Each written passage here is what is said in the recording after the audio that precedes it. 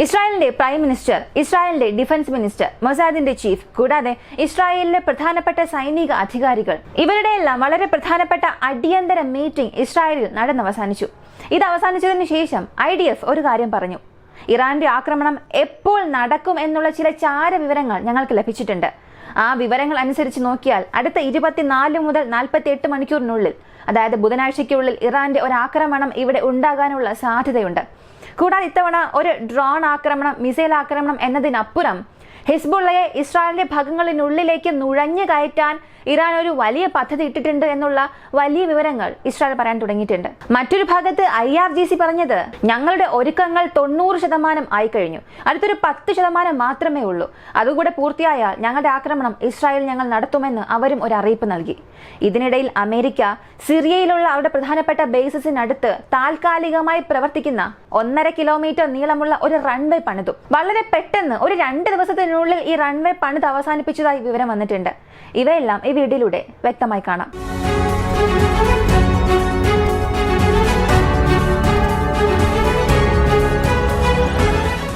ആദ്യം നമ്മൾ കാണാൻ പോകുന്നത് തുർക്കിയെ കുറിച്ചാണ്. തുർക്കി ഇറാൻ എത്രത്തോളം സപ്പോർട്ടാണ്.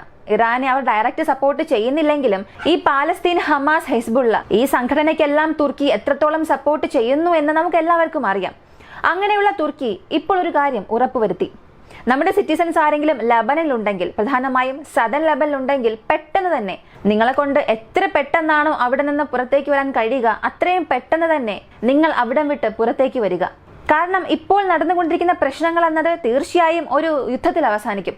ഒരു യുദ്ധത്തിൽ നിങ്ങൾ അകപ്പെടുന്നതിന് മുൻപ് നിങ്ങളുടെ ജീവൻ രക്ഷിക്കാൻ നിങ്ങൾ എത്രയും പെട്ടെന്ന് തന്നെ അവിടെ നിന്ന് പുറത്തേക്ക് വരിക. ഇപ്പോൾ തന്നെ ചില കൊമേഴ്ഷ്യൽ ഫ്ലൈറ്റ്സ് ലബനനിൽ നിന്ന് മറ്റു നാടുകളിലേക്ക് പോകുന്നുണ്ട്.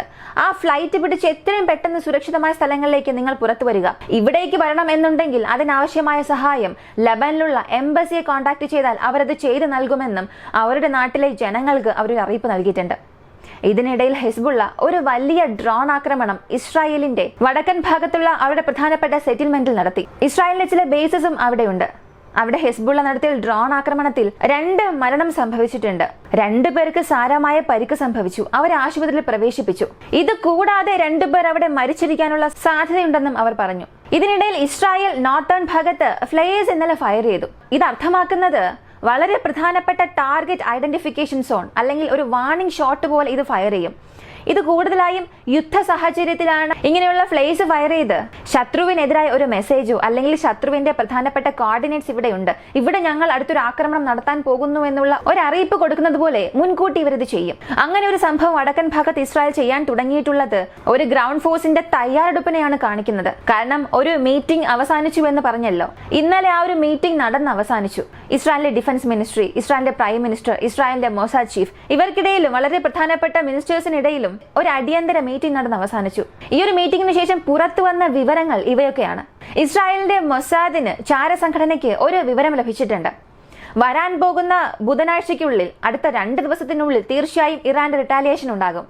എന്നാൽ ഇത്തവണ ഏപ്രിൽ മാസത്തിൽ അവരെങ്ങനെയാണോ മിസൈലുകളും ഡ്രോണുകളും ഉപയോഗിച്ച് ആക്രമണം നടത്തിയത്, അതുപോലെ അല്ലാതെ ഇത്തവണ മറ്റൊരു ഘട്ടത്തിലേക്ക് വളരെ മോശമായ ഒരു ആക്രമണം ചെയ്യണം എന്ന രീതിയിൽ ഹിസ്ബുള്ളയുടെ ഗ്രൗണ്ട് ട്രൂപ്സിനെ തയ്യാറാക്കിയിട്ടുണ്ട്. ഒരു ഗ്രൗണ്ട് ഇൻവേഷന് വേണ്ടി തയ്യാറാക്കിയിട്ടുണ്ട്. ഇസ്രായേലിന്റെ സൈനികരെ ക്യാപ്ചർ ചെയ്യാൻ, അല്ലെങ്കിൽ വടക്കൻ ഭാഗത്ത് പൊതുജനങ്ങൾ ആരെങ്കിലും ഉണ്ടെങ്കിൽ അവരെ ക്യാപ്ചർ ചെയ്യാനും വേണ്ടിയും ഒരു വലിയ മൂവ്മെന്റ്, ഒരു വലിയ ഗ്രൂപ്പ് ഓഫ് സോൾജേഴ്സിനെ അവരിപ്പോൾ റെഡിയാക്കുന്നുണ്ട്. എത്രയും പെട്ടെന്ന് വടക്കൻ ഭാഗങ്ങളിൽ ഗ്രൗണ്ട് ബേസ്ഡ് യുദ്ധമുണ്ടാകും. ഇത്രയും ദിവസം നടന്ന പ്രോക്സി വാറിനപ്പുറം ഇറാൻ ഡയറക്റ്റ് ഹിസ്ബുള്ളയെ ഉപയോഗിച്ച് ഇസ്രായേലിനുള്ളിൽ ഒരു യുദ്ധം തുടങ്ങാൻ പോകുന്നുവെന്ന് ഒരു കാര്യം പറഞ്ഞു.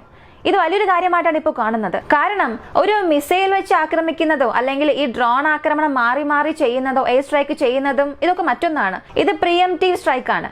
എന്നാൽ ഹിസ്ബുള്ള ഒരു പക്ഷേ ഇസ്രായേലിനുള്ളിൽ കയറുകയാണെങ്കിൽ, ഹിസ്ബുള്ളയുടെ ട്രൂപ്സ് അല്ലെങ്കിൽ അവരുടെ മെമ്പേഴ്സ് ആരെങ്കിലും ഇസ്രായേലിനുള്ളിൽ ഡയറക്റ്റ് നുഴഞ്ഞു കയറി, എങ്ങനെയാണോ ഒക്ടോബർ 7-ാം തീയതി ഇസ്രായേലിന്റെ ഭാഗങ്ങൾക്കുള്ളിൽ ഹമാസിലുള്ളവർ കയറി ഹോസ്റ്റേജസ് ആയി ഒരുപാട് പേരെ കൊണ്ടുപോയത്, അതുപോലെ ഇപ്പൊ ഹിസ്ബുള്ള ആരെങ്കിലും കൊണ്ടുപോവുകയാണെങ്കിൽ തീർച്ചയായും ഒരു വലിയ യുദ്ധത്തിലേക്ക് ഇസ്രായേൽ തള്ളപ്പെടും. ആ സ്ഥലത്തെ ലബനനെ ആക്രമിക്കുക അല്ലാതെ ഇസ്രായേലിന് മറ്റു മാർഗം കാണില്ല. ഇങ്ങനെയുള്ള പ്രശ്നങ്ങൾ വീണ്ടും ഉണ്ടാകാം. ഇപ്പൊ ഹിസ്ബുള്ളയും അങ്ങനെ ഒരു പദ്ധതിയിലാണ് ഉള്ളതെന്ന് മൊസാദ് തന്നെ ഇക്കാര്യം പറഞ്ഞു. ഇതിലൂടെ ഹിസ്ബുള്ളയുടെ പ്ലാൻസ് മൊസാദ് ഇവിടെ നന്നായി ഊഹിച്ചെടുത്തിട്ടുണ്ട് എന്നുള്ളത് മനസ്സിലാക്കാൻ കഴിയും. ഇതുകൂടാതെ ഇന്ന് ഇറാൻ IRGC ഒരു സ്റ്റേറ്റ്മെന്റ് ഔദ്യോഗികമായി നൽകി. അറബ് നാടുകളിലുള്ള ഏത് നാടായിരുന്നാലും അല്ലെങ്കിൽ ഇസ്രായേലിനെ സപ്പോർട്ട് നിൽക്കുന്ന ഏത് നാടായാലും അവർക്കെതിരെയുള്ള ഞങ്ങളുടെ നിലപാടിൽ യാതൊരു മാറ്റവും ഉണ്ടാകില്ല. ഇസ്രായേലിനെ നിങ്ങൾ സംരക്ഷിക്കണം എന്ന് ചിന്തിച്ചാൽ, അല്ലെങ്കിൽ ഇറാൻ അവർക്കെതിരെ നടത്തുന്ന ആക്രമണത്തെ നിങ്ങൾ തടയണം എന്ന് ചിന്തിച്ചാൽ, ഒരു കാര്യം നിങ്ങൾ മനസ്സിൽ വച്ചിരിക്കുക: ഇറാൻ നാളെ നിങ്ങൾക്കെതിരെ തിരിയും. ഇത്തവണ ന്യായമനുസരിച്ച് നോക്കിയാൽ നിങ്ങൾ ഇറാന്റെ പക്കലാണ് നിൽക്കേണ്ടത്. എന്നാൽ നിങ്ങൾ അമേരിക്കയുടെ കൂടെയും ഇസ്രായേലിന്റെ കൂടെയും ചേർന്ന് തെറ്റായ പാതയിലൂടെയാണ് പോകുന്നത്. നിങ്ങളെ നന്നാക്കാനുള്ള ഒരു സാധ്യതയാണിത്. എത്രയും പെട്ടെന്ന് നിങ്ങൾ മാറി നിങ്ങളുടെ ആ ഒരു പാത മാറ്റി ഇറാനുമായി ചേരണമെന്ന് ഔദ്യോഗികമായി ഒരു അറിയിപ്പ് കൊടുത്തു. അതുപോലെ അറബ് നാടുകൾ ആരുടെ കൂടെ നിൽക്കണം എന്നുള്ള ഒരു കാര്യവും ഇറാൻ പറഞ്ഞു. ഇത് കൂടാതെ ഇസ്രായേലിന്റെ പ്രൈം മിനിസ്റ്റർ മറ്റൊരു തീരുമാനമെടുത്തു: നോർമലൈസേഷൻ. സൗദി അറേബ്യയ്ക്കും ഇസ്രായേലിനും ഇടയിൽ ഒരു നോർമലൈസേഷൻ പ്രോസസ് നടക്കുന്നുണ്ട്. രണ്ട് നാടുകൾക്കും ഇടയിലുള്ള സംഘർഷങ്ങളും പിരിമുറുക്കങ്ങളും അവസാനിപ്പിക്കണം എന്നതിന് വേണ്ടിയുള്ള ഒരു തീരുമാനം ഇസ്രായേലിനും സൗദി അറേബ്യയ്ക്കും ഇടയിൽ ചില വർഷങ്ങൾക്ക് മുൻപ് എടുത്തിരുന്നു. അതിനായിട്ടുള്ള പദ്ധതി ഇപ്പോൾ അവസാനിപ്പിക്കാൻ പോകുന്നു എന്ന് പറയുന്നു. കാരണം ബൈഡന്റെ അഡ്മിനിസ്ട്രേഷൻ ഒരുപാട് വിമർശനങ്ങൾക്കിടയാക്കി. കൂടാതെ അടുത്തു വരാൻ പോകുന്ന പ്രസിഡൻഷ്യൽ ഇലക്ഷനിൽ ട്രംപ് ജയിക്കാനുള്ള സാധ്യത ഉള്ളതായും ഒരുപാട് പേർ പറയുന്നു. അങ്ങനെ ട്രംപ് വരികയാണെങ്കിൽ ഇതിൽ ഒരുപാട് മുന്നേറ്റം ഉണ്ടാകും. ഇസ്രായേലിന് സപ്പോർട്ടായ രീതിയിൽ അയാൾ ഒരുപാട് കാര്യങ്ങൾ ചെയ്യും എന്ന ഉദ്ദേശത്തോടു കൂടിയാണ് ഇസ്രായേൽ ഈ തീരുമാനം എടുത്തത്. സിറിയയിൽ, പ്രധാനമായും സദേൺ സിറിയയിൽ അമേരിക്കയ്ക്ക് സ്വന്തമായ ഒരു പ്രധാനപ്പെട്ട എയർബേസ് ഉണ്ട്. ഈ എയർബേസിന്റെ പേര് അൽതങ്ക് ഗർസൻ എയർബേസ്. ഈ ഒരു ഭാഗത്തിന്റെ പേരാണത്.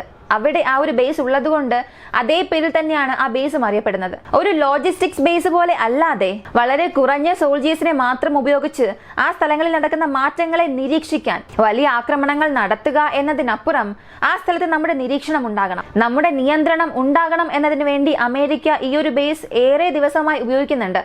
ഇപ്പോ ഈ ഒരു ബേസിന് അടുത്തുള്ള ഒരു വരണ്ട തടാകത്തിൽ അമേരിക്ക 1.5 കിലോമീറ്റർ 1.7 കിലോമീറ്റർ 1700 മീറ്ററോളം ഒരു താൽക്കാലിക റൺവേ നിർമ്മിച്ചു. ഇറാന്റെയും ഇസ്രായേലിന്റെയും പ്രശ്നം വന്നതിന് ശേഷം വളരെ കുറഞ്ഞ സമയത്തിനുള്ളിൽ ഒരു 3 ദിവസം മാത്രം എടുത്തു എന്നും പറയുന്നു. അതിന്റെ സാറ്റലൈറ്റ് ഇമേജ് പുറത്തു വന്നിട്ടുണ്ട്.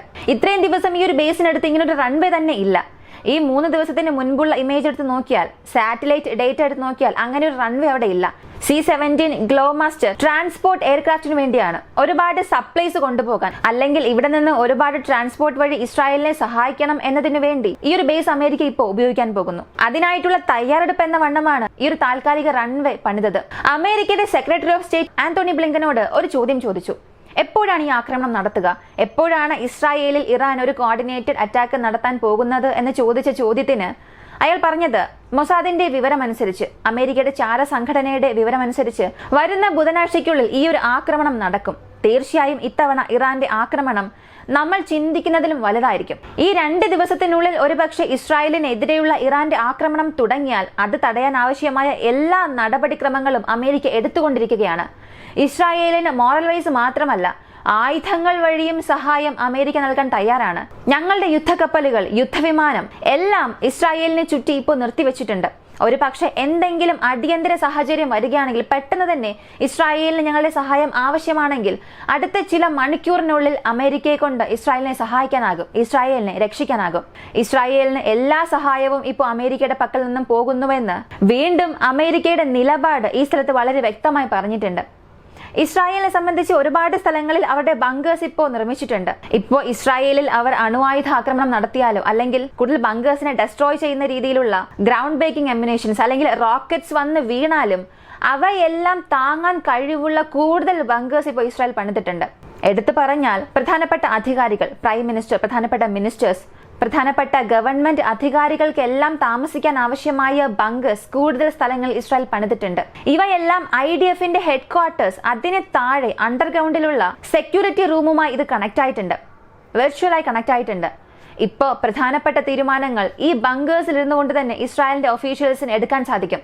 ഇസ്രായേലിന്റെ prime minister, Israel defence minister, ഇങ്ങനെ പ്രധാനപ്പെട്ട സ്ഥാനത്തുള്ളവർ അവരുടെ ആർമി എങ്ങനെ ഗൈഡ് ചെയ്യണം, അടുത്ത ഘട്ട തീരുമാനങ്ങൾ എങ്ങനെ എടുക്കണം എന്നുള്ളത് ഈ അണ്ടർഗ്രൗണ്ട് സ്ട്രക്ചേഴ്സിനുള്ളിൽ ഇരുന്നു കൊണ്ട് തന്നെ അവരെ കൊണ്ട് തീരുമാനിക്കാനാകും. അങ്ങനെയുള്ള സ്ഥലങ്ങൾ ഇപ്പോൾ ഇസ്രായേലിനുള്ളിൽ തുറന്നിട്ടുണ്ട്. കൂടാതെ ഇസ്രായേലിന്റെ പക്കൽ നിന്നും വീണ്ടും ഒരു അറിയിപ്പ് വന്നു. ഇസ്രായേലിയർ എല്ലാവരും തയ്യാറായിരിക്കുക. 90 സെക്കൻഡിനുള്ളിൽ, ഒരു സൈറൻ മുഴങ്ങി അടുത്ത 90 സെക്കൻഡിനുള്ളിൽ ഷെൽട്ടേഴ്സിൽ പോകാൻ ആവശ്യമായ എല്ലാ ക്രമീകരണങ്ങളും നിങ്ങൾ ചെയ്തു വച്ചിരിക്കണം. ഇപ്പോൾ നമ്മൾ വലിയൊരു പ്രശ്നത്തെ നോക്കി പോവുകയാണ്. ഡെവിളിനെതിരായിട്ടുള്ള, ഇത് അവർ പറഞ്ഞ ഒരു സ്റ്റേറ്റ്മെന്റ് ആണ്, ഡെവിളിനെതിരായിട്ടുള്ള ഈവിളായ ഒരു വാർ നമുക്ക് നേരെ വരാൻ പോകുന്നു. ഇവയെല്ലാം നമ്മളെ കൊണ്ട് അതിജീവിക്കാൻ സാധിക്കും, തിരികെ വരാൻ സാധിക്കും, നമ്മളെ കൊണ്ട് ഇത് താങ്ങാൻ സാധിക്കും. നമ്മുടെ പൊതുജനങ്ങളുടെ സംരക്ഷണം നമുക്കിവിടെ പ്രധാനമാണ്. 90 സെക്കൻഡിനുള്ളിൽ നിങ്ങൾ ഷെൽട്ടേഴ്സിൽ പോകേണ്ട രീതിയിൽ നിങ്ങൾക്ക് ആവശ്യമായതെല്ലാം നേരത്തെ എടുത്തു വച്ചിരിക്കുക എന്ന് അവരുടെ ജനങ്ങൾക്ക് ഒരു അറിയിപ്പ് കൊടുത്തു. ഇവയെല്ലാം ഒരു ഭാഗത്ത് പോകുമ്പോൾ ഹെസ്ബുള്ളയുടെ മൂവ്മെന്റ്സ് എന്നത് വടക്കൻ ഭാഗത്ത് കൂടിയിട്ടുണ്ട്. ഒരു ഭാഗത്ത് ഇസ്രായേൽ ഹെസ്ബുള്ളയുടെ പൊസിഷൻസിൽ റോക്കറ്റ് ആക്രമണം, മിസൈൽ അറ്റാക്കും ചെയ്തുകൊണ്ടിരിക്കുന്ന അതേ സമയത്ത് ഹെസ്ബുള്ളയുടെ റെസ്പോൺസ് എന്നത് ഇപ്പൊ പതിയെ ഇസ്രായേലിനെ നോക്കി വരാൻ തുടങ്ങിയിട്ടുണ്ട്. കഴിഞ്ഞ 24 മണിക്കൂറിൽ മാത്രം ഈ ഡ്രോൺ ആക്രമണം നടത്തിയെന്ന് പറഞ്ഞല്ലോ ഇസ്രായേലിന്റെ വടക്കൻ ഭാഗത്ത്. അതുകൂടാതെ കിരിത് ഷിമോനയിൽ 3 തവണയിൽ കൂടുതൽ റെഡ് അലേർട്ട് നൽകിയിട്ടുണ്ട്. കാരണം ആ സ്ഥലത്ത് ഇസ്രായേലിലെ സൈനികർ കൂടുതലുള്ള സ്ഥലമാണ്. അവിടെ ലക്ഷ്യം വെച്ച് കൂടുതൽ റോക്കറ്റ് ആക്രമണം ഹെസ്ബുള്ള ചെയ്യാൻ തുടങ്ങിയിട്ടുണ്ട്. അടുത്ത 48 മണിക്കൂറിനുള്ളിൽ ഇറാന്റെ ആക്രമണം ഉണ്ടാകാൻ പോകുന്നുവെന്ന് ഇസ്രായേലും പറഞ്ഞു, അമേരിക്കയും പറഞ്ഞു. മറ്റൊരു ഭാഗത്ത് IRGC ഞങ്ങൾ 90% ഒരുങ്ങി, അടുത്തൊരു 10% മാത്രമേ ഉള്ളൂ, കാത്തിരിക്കുക, ഞങ്ങൾ വരുമെന്ന് അവർ പറഞ്ഞു. തീർച്ചയായും വരാൻ പോകുന്ന 48 മണിക്കൂർ എന്നത് മധ്യകിഴക്കിനെ സംബന്ധിച്ച് വളരെ പ്രധാനപ്പെട്ട സമയമായി മാറിയിട്ടുണ്ട്. കാരണം ഇറാനും പറഞ്ഞു, ഇസ്രായേലിനെതിരായ യുദ്ധം ഞങ്ങൾ തുടങ്ങി എന്ന് ഒരുപാട് പേർ പറഞ്ഞാലും അതിൽ ഞങ്ങൾക്ക് യാതൊരു പ്രശ്നവുമില്ല. ഞങ്ങളുടെ തിരിച്ചടി, ഞങ്ങളുടെ റിവഞ്ച് തീർച്ചയായും ഇസ്രായേലിന് വേദനിക്കുന്ന രീതിയിലായിരിക്കും. മറ്റൊരു ഭാഗത്ത് അറ്റോമിക് ആക്രമണം, ന്യൂക്ലിയർ വാർ ഉണ്ടായാലും അതിനെ താങ്ങാനുള്ള ബങ്കേഴ്സ് ഇസ്രായേൽ ഓപ്പൺ ചെയ്യാൻ തുടങ്ങിയിട്ടുണ്ട്. ഇവയെല്ലാം മധ്യകിഴക്കിൽ അടുത്തു വരാൻ പോകുന്ന 48 മണിക്കൂറിന്റെ പ്രാധാന്യത്തെ വീണ്ടും ഓർമ്മപ്പെടുത്തുന്നുണ്ട്. കാത്തിരിക്കുക, വരുന്ന അപ്ഡേറ്റ്സിലൂടെ അടുത്ത് എന്ത് സംഭവിക്കുന്നു എന്നുള്ളത് അറിയാം. ഈ ഒരു വീഡിയോ കുറിച്ചുള്ള നിങ്ങളുടെ അഭിപ്രായം കമന്റിൽ പറയുക. വീഡിയോ ഇഷ്ടമായ ലൈക്ക് ചെയ്യുക, ഷെയർ ചെയ്യുക. ഇങ്ങനെയുള്ള വീഡിയോസ് കാണാൻ താല്പര്യമുള്ളവരാണെങ്കിൽ ഈ ചാനൽ മറക്കാതെ സബ്സ്ക്രൈബ് ചെയ്യുക. മറ്റൊരു വീഡിയോയുമായി വീണ്ടും കാണാം.